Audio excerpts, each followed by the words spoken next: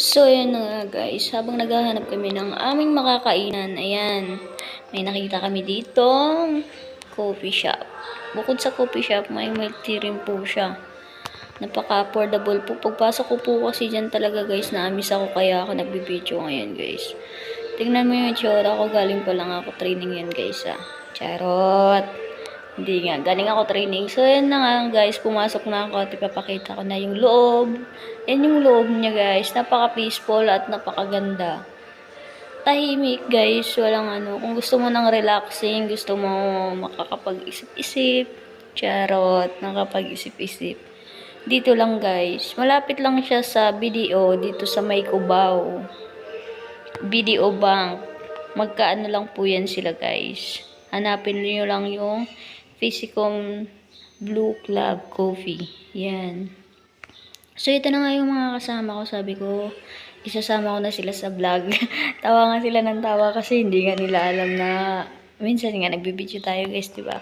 Siyempre, pag na-appreciate naman natin yung mga bagay-bagay, yung mga lugar like ganito, yung mga place na ganito. Siyempre, nakaka-miss kaya yung mga ganun. Yung talagang, tignan mo, napakalinis. So, ito na nga. Dito ako nag-order ka ate. Yung order ko nga pala sa kanya. Coffee mocha. So, yan na nga. Dumating na nga. Thank you ate for serving. Charot. So, yan. Tikman na natin yung napakasarap nilang coffee. So, yan. Medyo malat pa yung boses ko kasi galing ako concert. Charot. So, yan. Ikot na nga ako nag-iikot. So, papakita ko sa inyo lahat ng So, ito na. Yan. Pinidyo ko talaga siya, guys.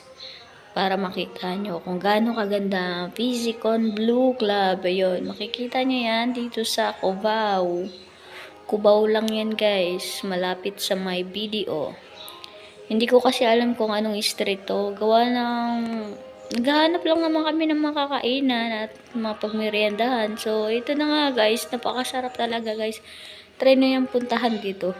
Subukan nyo. Napakamura. Affordable talaga yung mga presyo na hanap mo. Kung mahilig ka naman sa Instagram, ayan. Napaka-Instagrammable yung place niya guys. Ayan. Diba? Napakaganda. Linis. Walang ingay talaga guys. Si ate chill lang dun sa gilid. So, yan guys, kung gusto nyo pupunta, ano pang inaantay nyo? So, ito yung labas nila. Yan, makikita nyo agad yan. Search nyo lang, meron naman yan sa mapa guys. So, ito na nga yung picture ko. Sharing. Picture muna kami. So, yan, yung mga base park ko sa Copert. So, ayan lang guys. Maraming salamat sa panonood. Thank you!